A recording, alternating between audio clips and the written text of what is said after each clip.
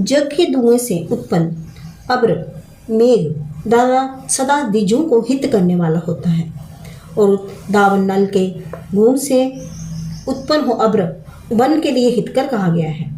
मृत प्राणियों के जलाने पर उठे हुए धूम से उत्पन्न बाद मेघ अशुभ के लिए होता है, और द्विजो अभ्रचार चरागिन धूम से उत्पन्न मेघा प्राणियों के नाश के लिए होता है।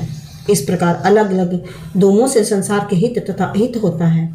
अतः मनुष्यों को चाहिए अविचार कर्म से उत्पन्न धूम को ढक दे। यदि कोई द्विज धूम को ढके बिना अविचार कर्म करता है, ये तो संसार के विनाश का कारण हो जाता है। हे सुब्रतो, जल के भंडार स्वरूप मेघ वायु की आज्ञा से जगत के लिए हित के लिए उन लोकों में 6 महीने वृष्टि करते हैं। मेघ का गर्जन वायु के द्वारा, विद्युत के द्वारा तथा अग्नि के द्वारा होता है। हे मुनिश्रेष्ठो, उन मेघों की उत्पत्ति 3 प्रकार से होती है। अब्र मेघ शब्द का अर्थ है जो नष्ट नहीं होता।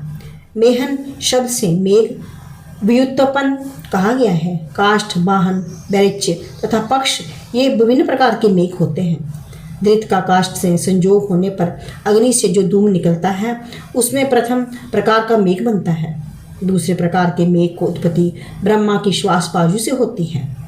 इंद्र के द्वारा पर्वतों के काटे गए पक्षों से तीसरे प्रकार के मेघ उत्पन्न होता है।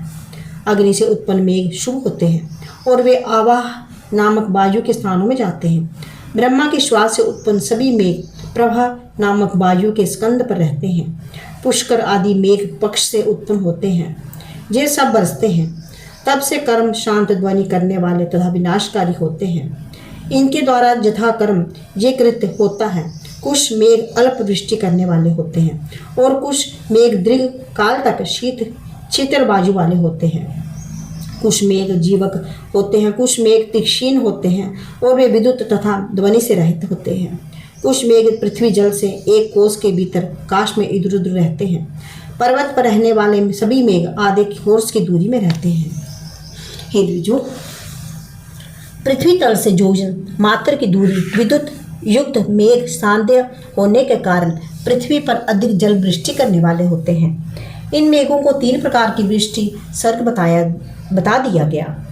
पर्वतों के पक्षों से उत्पन्न मेघ कल्पज होते हैं और अति महान होते हैं। वे कल्प के अंत में विनाश के लिए रात्रि में बरसते हैं। पुष्कर आदि पक्ष जनित मेघ जब बरसते हैं तब संपूर्ण जगत सागरमय हो जाता है और इसमें भगवान रात में शयन करते हैं। हे श्रेष्ठ ब्राह्मणों, अग्नि से उत्पन्न, श्वास से उत्पन्न, पक्ष से उत्पन्न मेघों का धूम सदा अप्यायन कहा गया है। समस्त पुंडर देश में होने वाली वृष्टि विद्युन्मय, शीतल तथा अन्न प्रदान करने वाली होती है। पुंडर देश के मेघ बर्फ के समान शीतल होते हैं और वे हाथी से के सूंड गिरते हुए जल से छिड़कावई भांति प्रतीत होते हैं। गांग नामक मेघ गंगा के जल से उत्पन्न होते हैं। ये प्रवाह संगक वायु द्वारा पर्वतों, नदियों, द्विजों को व्याकुल कर देते हैं। मेघों से अलग हुआ जल एक पर्वत से दूसरे पर्वत पहुंचता है। प्रवाह नामक जो वायु है वे मेघों का हिमालय पर्वतों की ओर ले जाती है। हे द्विजों, पुनः मेनापति हिमालय से आगे बढ़कर ये मेघ समुद्र के मध्य देश की वृद्धि के लिए भारतवर्ष में भारी वर्षा करते हैं। वस्तुओं की वृद्धि के लिए होने वाली वृष्टियाँ 2 प्रकार की कही गई हैं। मैं बुद्धि के अनुसार उन दोनों का संक्षेप में वर्णन करता हूँ।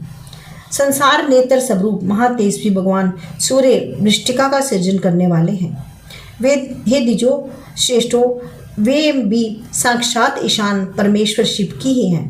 हे विप्रो, वे ही तेज, ओज, बल, यश, नेत्र, मन, मृत्यु, आत्मा, मनु, दिशाएं और विदिशाएं। वे ही सप्त ऋत, वायु, आकाश, ग्रह, लोकपाल, विष्णु, ब्रह्मा, रुद्र तथा सहस्रार महेश्वर हैं। बेहजार किरणों वाले, श्रीमान, 8 भुजाओं वाले, परम कल्याणकारी, अर्धनारीश्वर, 3 नेत्रों वाले तथा देवताओं के अधिपति हैं।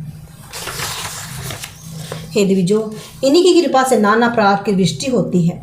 ये 1000 गुना जल देने के लिए अपनी किरणों में जल ग्रहण करते हैं। विचार पूर्वक देखा जाए तो इस जल का नाश अथवा वृद्धि होती ही नहीं है। ध्रुव के द्वारा अधिष्ठित वायु वृष्टि का पुनः हरण कर लेती है। तदंतर ये सूर्य ग्रह से निकलकर संपूर्ण नक्षत्र मंडल से फैलती है। इसके बाद ध्रुव के द्वारा अधिष्ठित ये वृद्धि पुनः सूर्य में प्रवेश करती है। इस प्रकार श्रीलिंग महापुराण के अंतर्गत पूर्व भाग में ज्योतिष चक्र में सूर्य गति कथन नामक 54वां अध्याय पूर्ण हुआ।